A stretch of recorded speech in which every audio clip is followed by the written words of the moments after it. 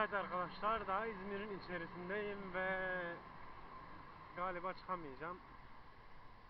Bu şekilde otostop devam ediyor.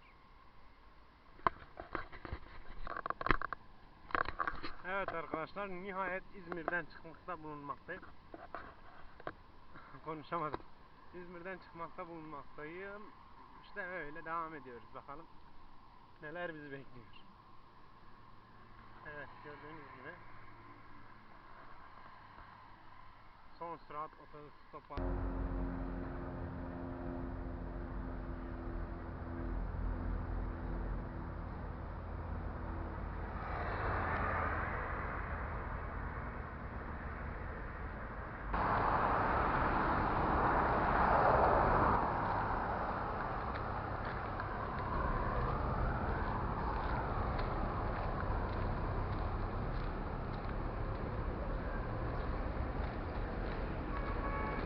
Böyle güzel güzel süsler yapmışlar.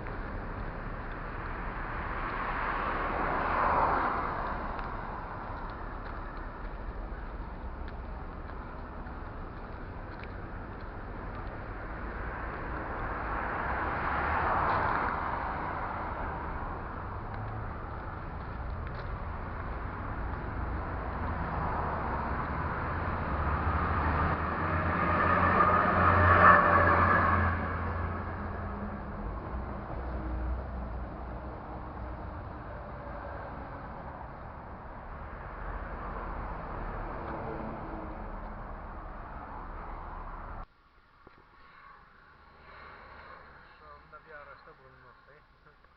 Alia'ya 4 kilometre kaldı ve şoför beyi bekliyoruz. Evet, bu şekilde Alia'ya doğru gideceğiz.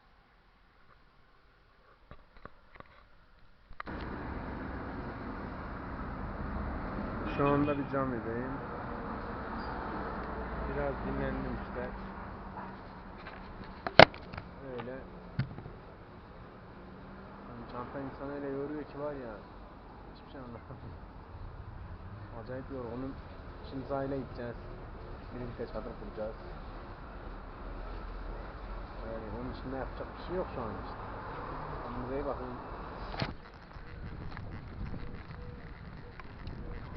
Evet, şu anda Ali Ağa'dayım ve çadır kuracak bir yer arıyorum. Ama galiba bulmam çok zor olacak.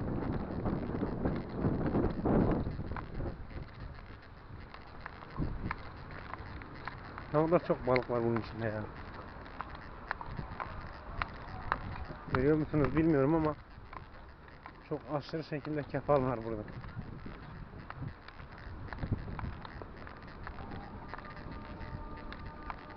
Aziz Allah, aşıklar ya Resulallah.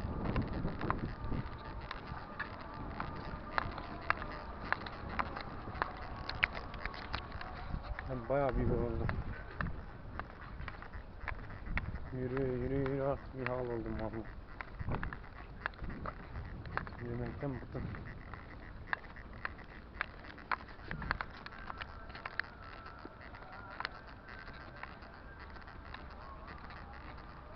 Çok tatlı bir yer değil mi?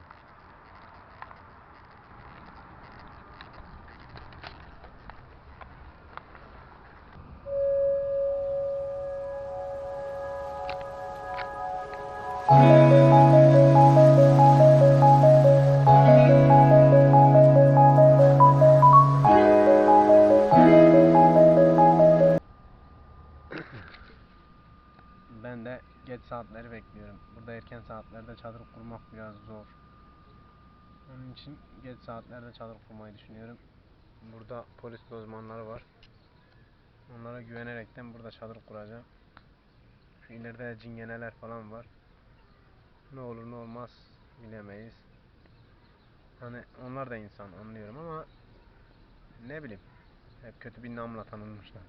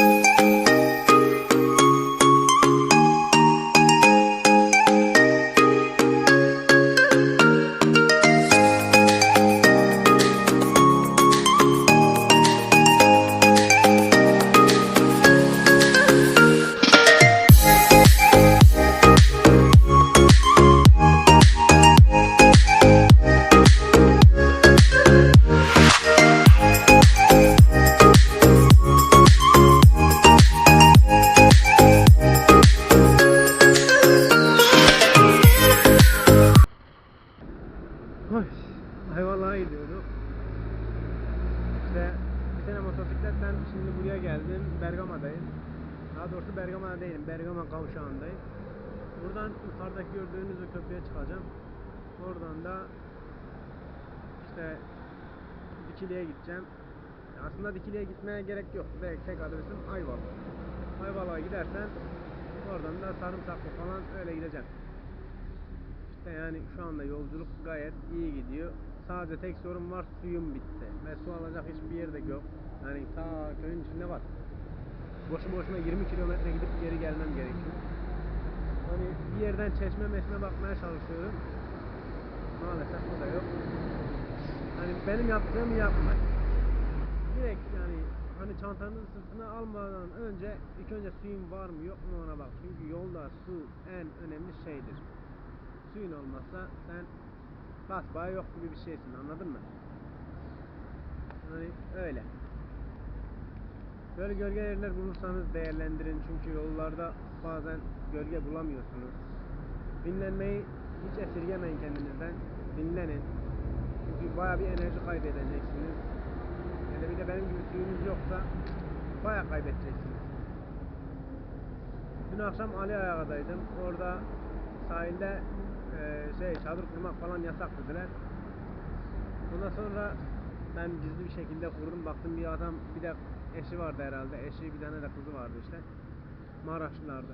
Onlar kuruyorlardı. Dedim onlar kuruyorsa ben de kurarım yani. Neyse kurdum, hiçbir sıkıntı da olmadı. Orada yedim içtim. Sabah erkenden kalktım, yola çıktım.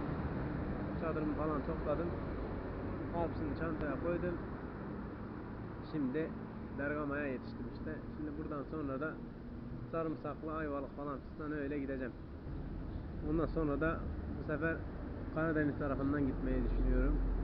Ama orada da konaklama nasıl bir şey bilmiyorum. Yani böyle sahilde, ben sürekli böyle sahillerde falan, petrolda, sahilde falan ben hep çadır kurmuşum bugüne kadar.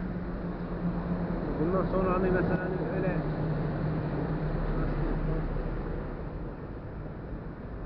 böyle dağların mağların arasında çadır kurmak bayağı bir tehlikeli iş.